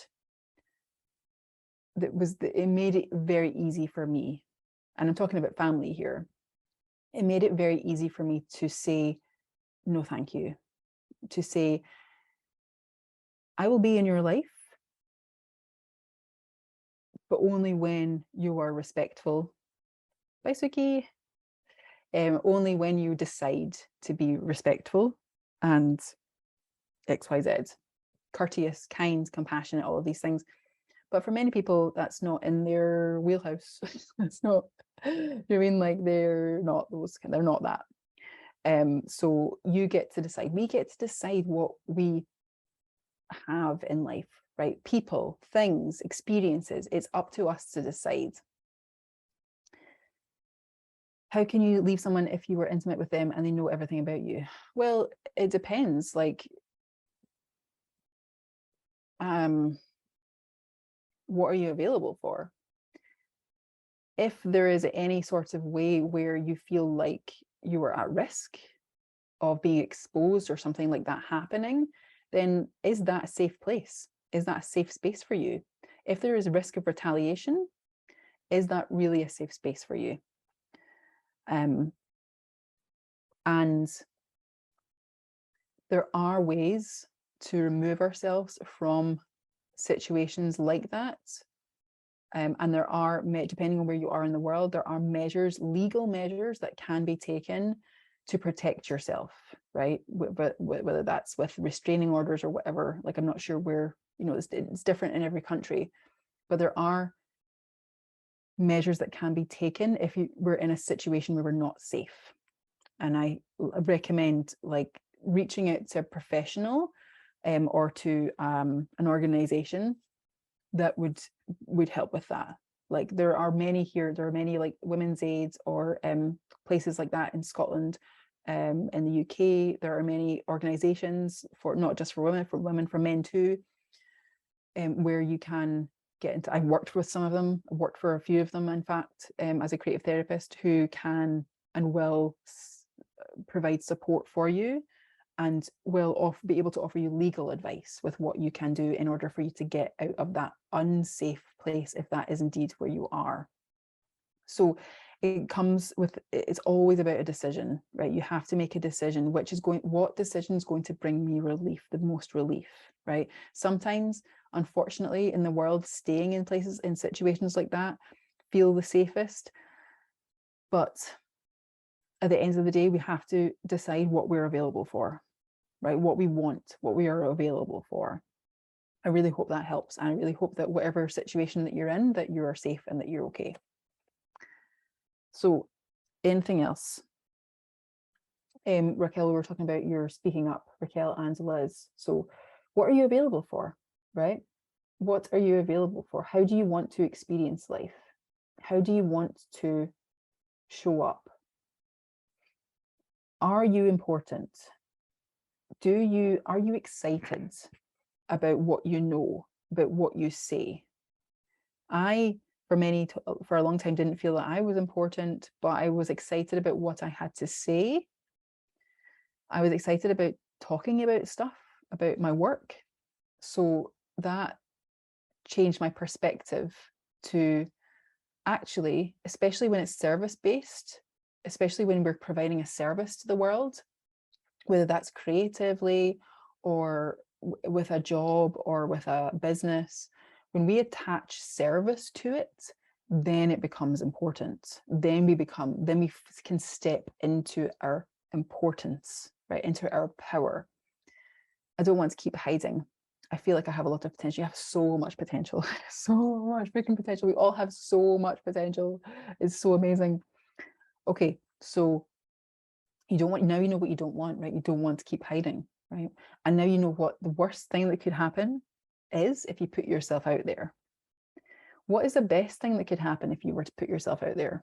How would you feel? How do you want to feel? And this is a question for everyone. How do you want to feel when you put yourself out there?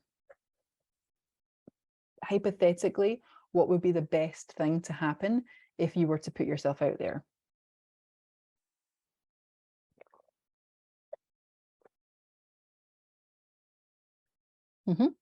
Be accepted. Yep. Totally. So, do you accept yourself? Can you accept yourself? Connected, uplifted, inspired, confident. Absolutely. Can you uplift yourself? Can you inspire yourself? I would find people to connect with in inspired ways. Absolutely. Absolutely. How do you feel about yourself, right? What do you believe about yourself, right? Are you good enough? Is what you have to say important? Do you love what you do? Are you passionate about what you do? Can you be passionate about what you do? If not, what are you passionate about? What would you like to be true about yourself, right? Because we have this list of beliefs here, right? About what we feel about ourselves, about what we think about ourselves, about what we're experiencing and how we're behaving.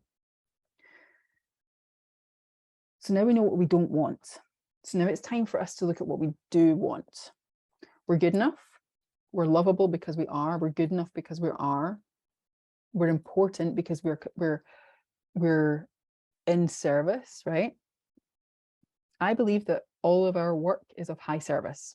It doesn't matter what it is, right? Whether you're in property, whether you're in retail, whether you're in creative industries, doesn't matter what you're doing. You are of high service. Your work is of high service. You are providing people with the service of yourself, right? You are helping people. We are helping people, right? Whether that is in a shop or in a library or in an art gallery or in college or whatever it is we're doing, we're helping people. Is that high service? Like, I would say that that's high service, 100%. So if you're doing work that's of high service, important service, then that must mean that you are freaking important. We are all cogs in a machine, and every cog is so important, just as important as the other, no matter where they are on the hierarchy, right? So if you're good enough and you're lovable and what you're doing you love, or perhaps you're working towards doing something that you love. You're passionate about it. It excites you. You want to do something that excites you. You're moving towards doing something that excites you. I don't know about you, but I'd want to connect with you. I want to experience, I want to do what you're doing. I would want to go and have you serve me, right? I want to be part of your service. That's for sure.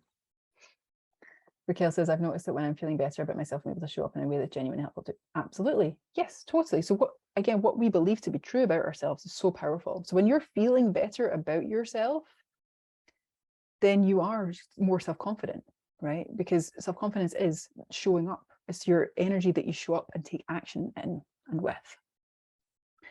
You're genuine and helpful. Absolutely, for sure. So when you are believing all these beliefs, right? I'm not important, I'm not good enough, I'm unlovable, then that has the opposite effect. So we're literally deciding what we want to be true, and then we're recalibrating back to that every single time, right? Every day we're recalibrating and making the decision back to that. We have gained everything that we have had to gain from this low confidence, right? We don't have to, but there's no more lessons to be learned, right? There's no more lessons to be learned about experiencing the feelings of not good enough, of shame, of unworthiness, of unlovableness. I don't believe that you have anything else to learn from it. So now we have a choice. We can break the cycle. Liz says, yes, very passionate about what I do. I also have a belief I'm an arc magnet, though. Okay. So if you believe that to be true, then that's going to be your experience, Liz, right? So what would be the worst thing that could happen if you decided that you're no longer available for that? You're no longer available for narcissism. What if you just decided, and I hate using the word just, sorry, I slipped it in there. What if you decided that you're no longer available for narcissism? Because I'm sure you know what it looks like. I'm sure you're very tuned in. I bet you could spot an arc miles away, right? I bet you have very good skills on like red flag radar is what I call it. I bet you have we all have very good red flag radars, but because we don't trust ourselves, because we don't trust our judgment. Ooh, but your judgment is so powerful. Our judgment is so good. But we've just been convinced by probably other narcissists that our judgment is bad. We shouldn't trust ourselves. That's what I'm working on. It's much better radar than your radar is amazing, right? Can you right now, everyone, do this? Put your hands in the center of your chest, breathe in and out, and say out loud or in your head, if you're in a public place, I can trust myself. I can trust myself. I can trust myself. Because you can trust yourself. You've trusted yourself in the past, and you will trust yourself again. You might even also say that it's easy for you to trust yourself, right? Because I'm sure there are some decisions that you make that are easy decisions to make, right? I'm sure you trust yourself, I don't know, when you're picking outfits to wear, or when you're choosing what to eat, or when you're doing things that you feel confident in doing, right? You can trust yourself. Just because sometime in your life, I'm guessing here, I'm generalizing, I'm guessing that your inner child at some point in their life was made to feel like they couldn't trust themselves. So that inner child has carried that perspective and grown up with it, and now it's part of our programming, and it's the record that's playing in the background, right? So you can trust yourself. If you need to tap into that inner child, she's just been made to feel like she can't trust herself, or they've just been made to feel like they can't trust themselves.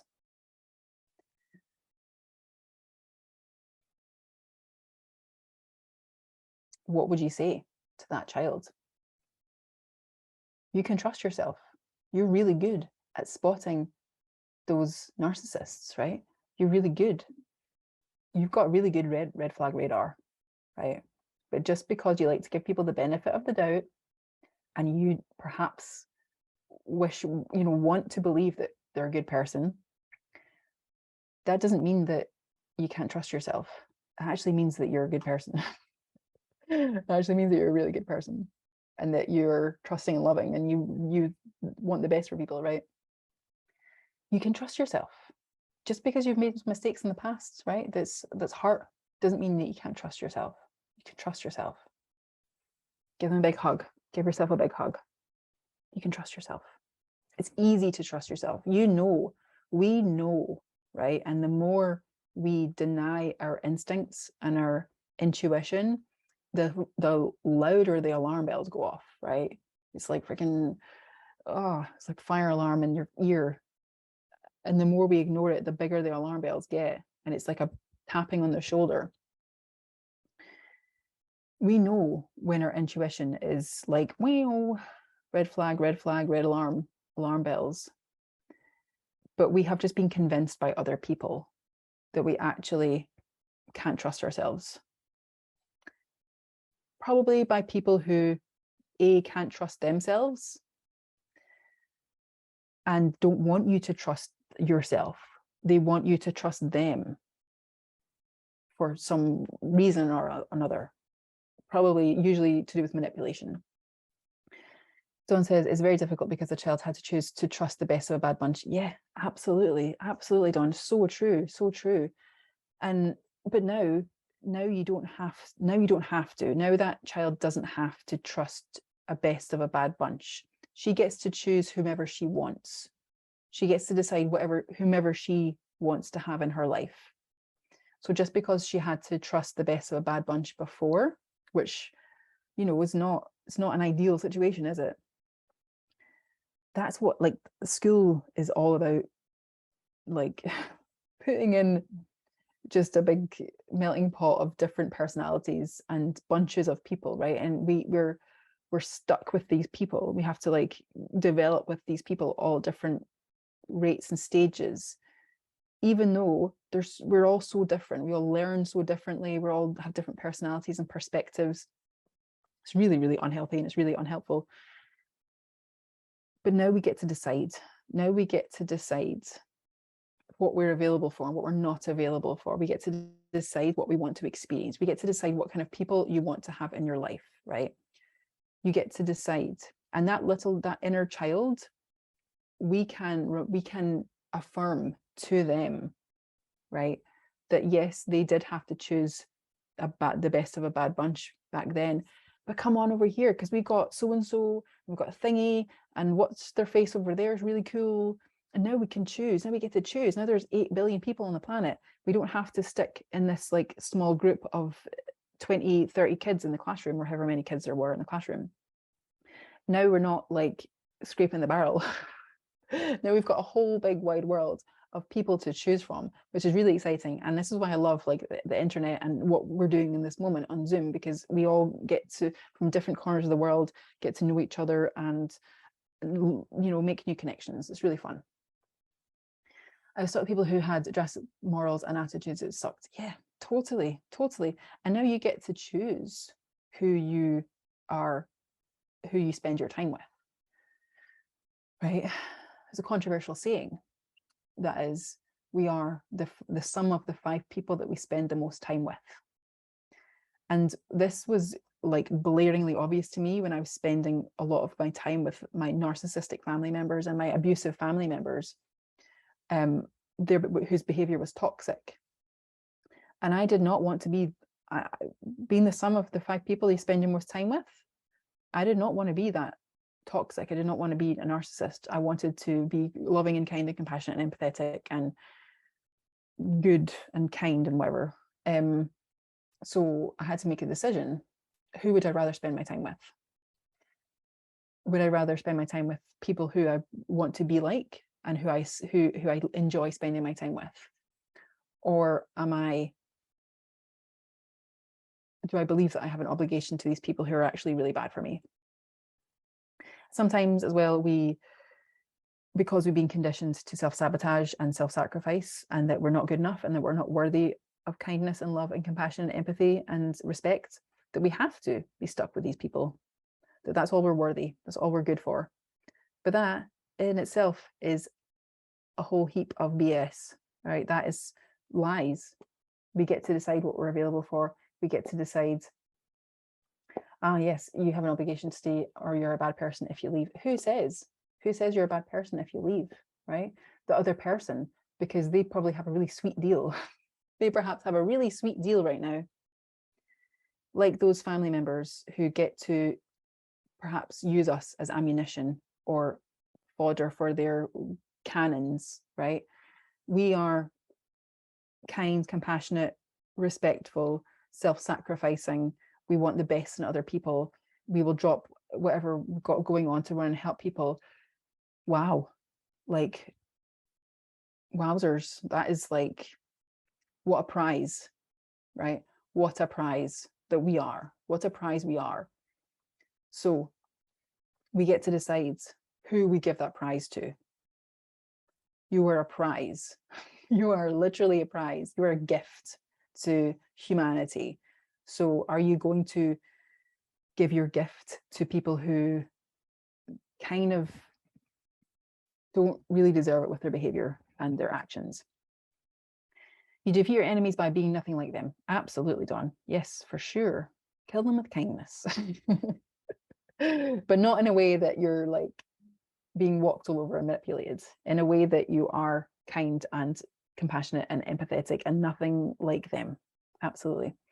Okay, so we've got time for one more. So anyone else that has anything on their list from before, from feeling, thinking, experiencing, behaving, that they want to transform, and we'll take the last 5 minutes and do this.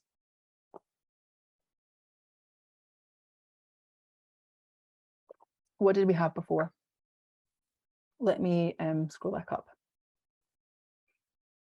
We've had the voice isn't important. We've had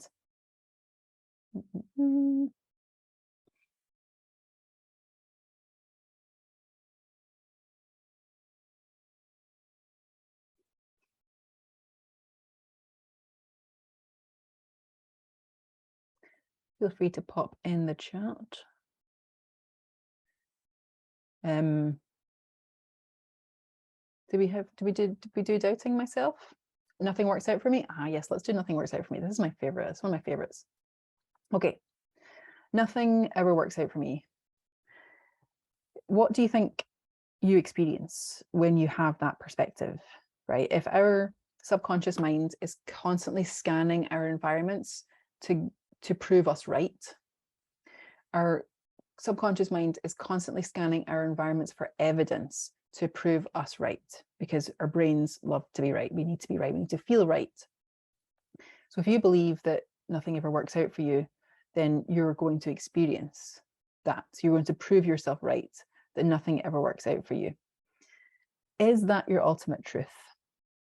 Is that your ultimate truth? Do you want that to be your ultimate truth?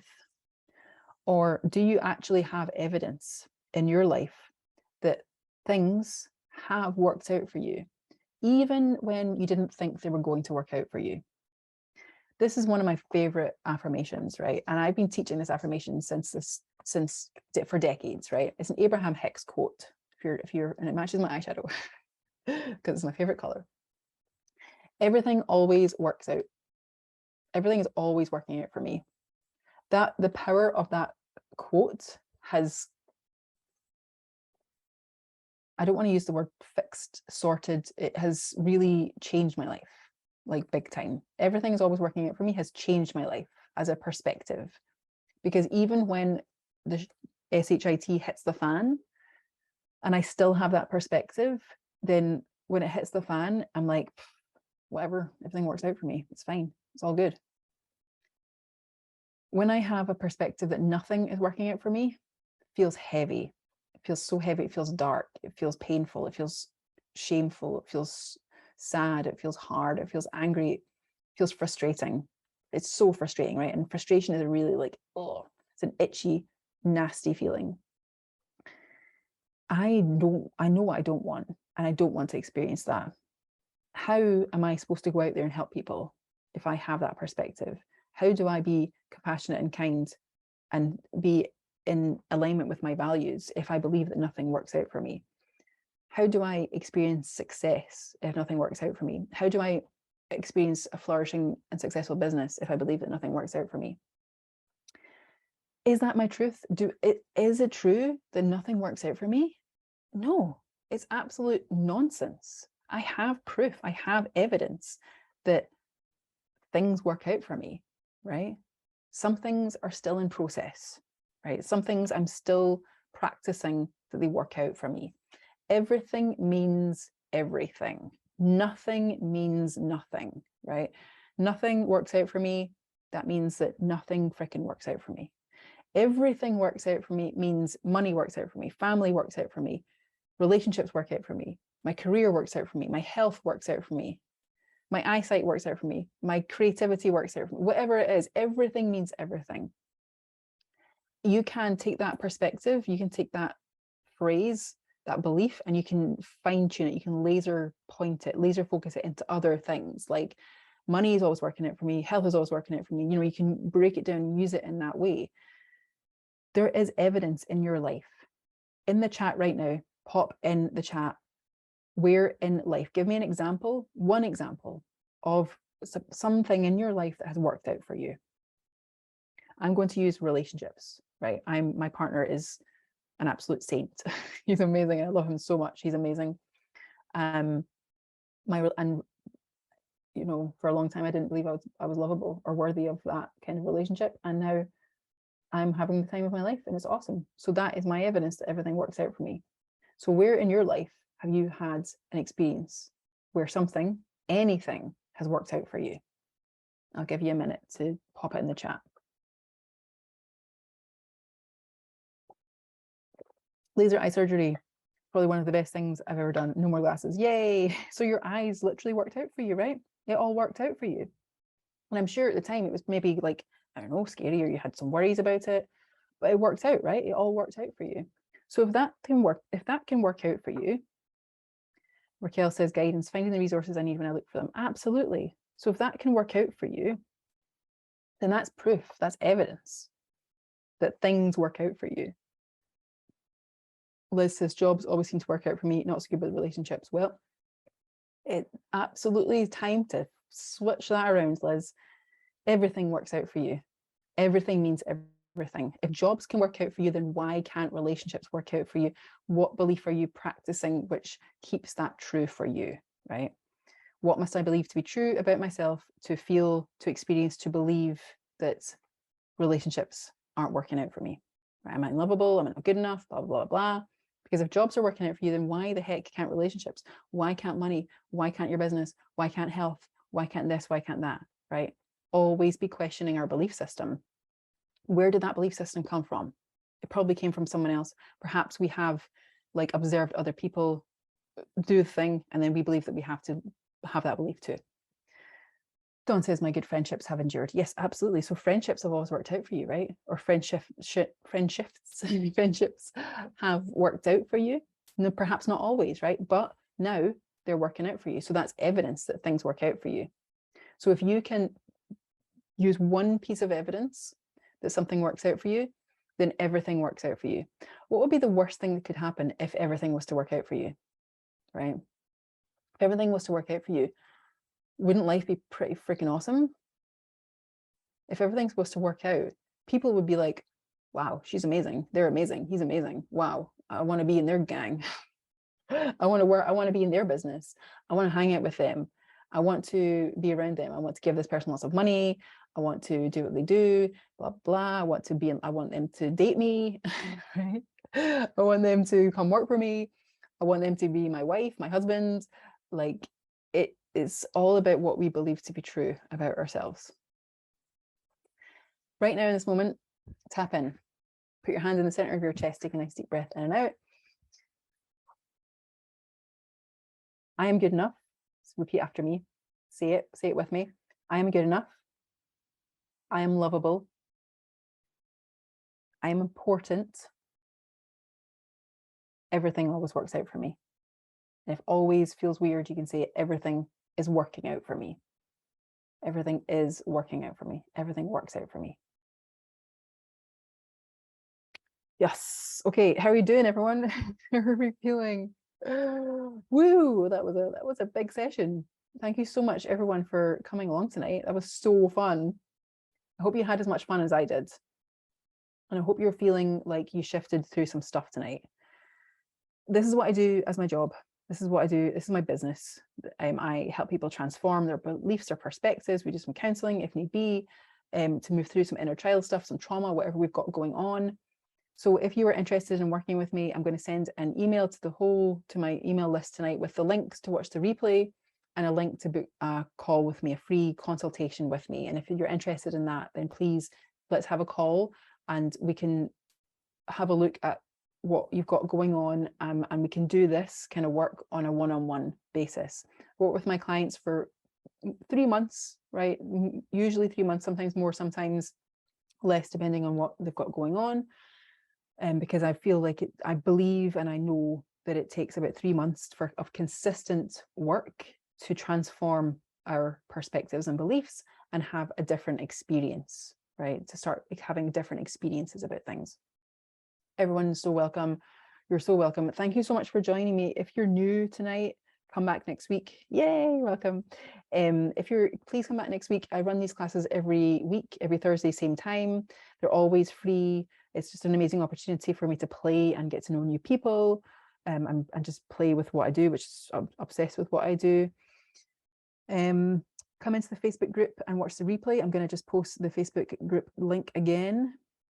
So pop into the Facebook group, come and be part of our gang. Oh no, it's not going to let me do it again. Oh no, this keeps happening. If anyone has a Facebook group link, could you pop it in the chat for me? I posted it, I popped it back up earlier on. And if you're watching on Facebook, I'll pop the link for the call with me, the consultation call with me at the top of the video. Yay, thanks Raquel, you're a little lifesaver. Amazing. Homework for next week. Chill, tap into feeling good enough. Thanks Raquel, amazing. Raquel's just posted the link to the Facebook group. Come into the Facebook group. You're welcome. Spiritual Meditation. Thanks for joining us. Thanks everyone so much for sharing tonight. You're all amazing. And yeah, come and find us in the Facebook group. Come watch the replay. I'll post other things in there too. Next week, just chill out and tap in. Keep on tapping, keep on recalibrating to feeling good enough. Keep on calibrating to being lovable and being important, because you always were, and you always will be. Okay. Have an awesome week, everyone. Have an awesome weekend. And I'll see you next week. Bye. Have fun. You're welcome. Bye.